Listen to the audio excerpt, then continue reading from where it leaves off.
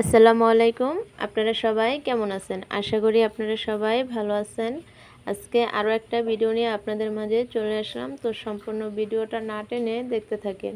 তো কিছুদিন আগে আপনারা দেখতেই পারছিলেন আমি ২ জোড়া কবুতর হাট থেকে কিনে আনি। তো আলহামদুলিল্লাহ মাশাআল্লাহ কবুতরগুলো এখনও পর্যন্ত ভালো আছে। তো দেখতেই পারতেছেন আমার কবুতরগুলো কি সুন্দর মাশাআল্লাহ ফুটফুটে কালার, দেখতে খুব ভালো লাগে। আর আমি কিভাবে কবুতরগুলো যত্ন নেই আর কি খাবার দেই তাই আমি খুব ছোট্ট করে আপনাদের মাঝে শেয়ার করছি। তো এখানে দেখতেই পাচ্তেছেন আমার দুনো জোড়া কবুতর আমি এখানে খাঁচার ভিতরে রাখি, কারণ রাত হলে এখানেই থাকে। আর মূলত এখন সকাল, তো এখন সকালবেলা দেখতেই পাচ্তেছেন আমার কবুতরগুলোর অবস্থা।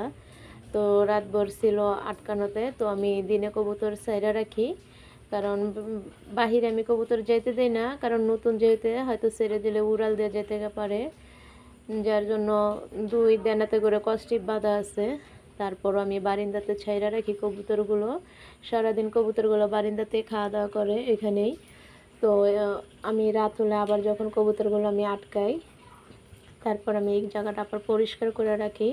তো দেখতেই পাচ্ছেন গতকালকে রাত্রেও এখানে কবুতর ছিল। তো যখন নাকি কবুতর আমি খাঁচায় আটকাই মাগরিবের আজানের টাইমে, তারপর আমি জায়গাটা আবার মাগরিবের নামাজ পড়ে জায়গাটা পরিষ্কার করি। তো দেখতে পাচ্ছেন কি সুন্দর জায়গাটা, কেউ দেখলে বুঝবেই না যে আমি বারিন্দায় কবুতর পালি। তো দেখতে পাচ্ছেন আমার কবুতরগুলো আমি এখন ছেড়ে দিছি, আর কবুতরের খাঁচাগুলো আমি আবার বাহিরে আমাদের কল আছে ওইখানে নিয়ে আমি কবুতরের খাঁচা এগুলো ধুয়ে ফেলি।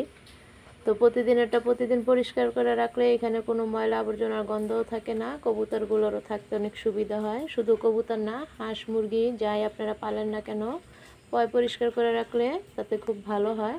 আর এখানে দেখতেই পাচ্ছেন আমি কবুতরের জন্য আদার কিনে আনি, আর আদারের ভাণ্ডও কিনে আনাই খাদিজার বাবারে দেয়। তো দেখতে পাচ্ছেন এখানে মাটির একটা পাত্র, দেখতে খুব সুন্দর, আমার খুব ভালো লাগছে দেখে কি সুন্দর একটা মাটির পাত্র আনছি।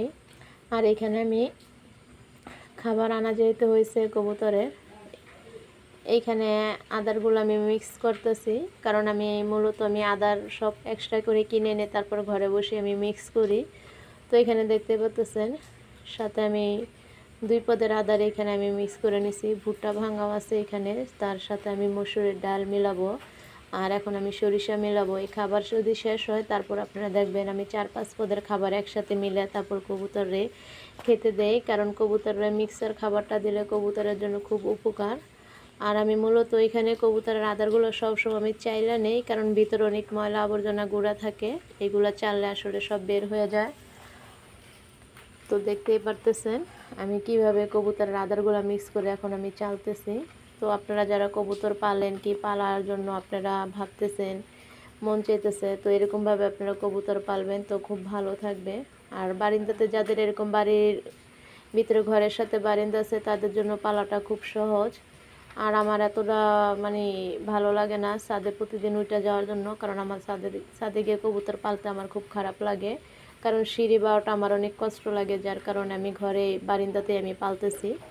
তো দেখতেই পাচ্ছেন আমি কবুতরের আদারগুলো কি সুন্দর করে চাইলা নিতেছি। আর এখন আমি সরিষার দানা আমি এখানে মিলাই দিলাম। তো দেখতেই পাচ্ছেন কি সুন্দর করে আমার খাবারগুলো আবার আমি চাইলা নিব।